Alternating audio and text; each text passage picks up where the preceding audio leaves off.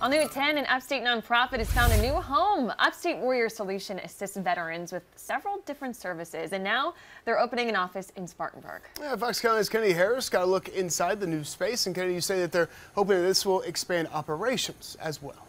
That's right, Justin. Upstate Warrior Solution has been bouncing around from place to place without a permanent home. Now that they have this office space, they hope to turn it into a resource hub for Spartanburg veterans. This is the day we have planned for quite some time. In the 1 year they've been open, Spartanburg Center for Philanthropy has served as a hub for nonprofits, hosting dozens of events and hundreds of meetings. The Center for Philanthropy is a hub for innovation.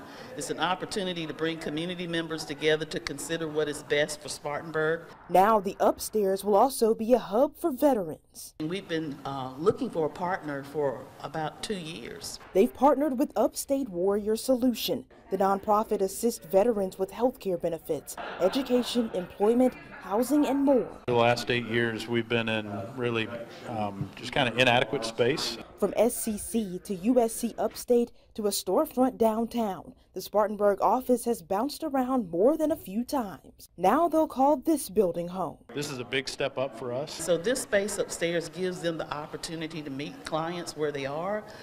It's warm, it's friendly, it's inviting. Vets can walk in and receive help. This 2,500 square foot space could serve 45,000 veterans in Spartanburg, Union, and Cherokee counties. We're really trying to identify those needs, so that one-stop shop is really a very relational approach, and then getting veterans plugged into their resources that are here in the community. And as you can see, they're not quite ready to move in just yet. The nonprofit will launch operations from the center beginning January 2nd. But if you need assistance now, we'll have that link on foxcarolina.com.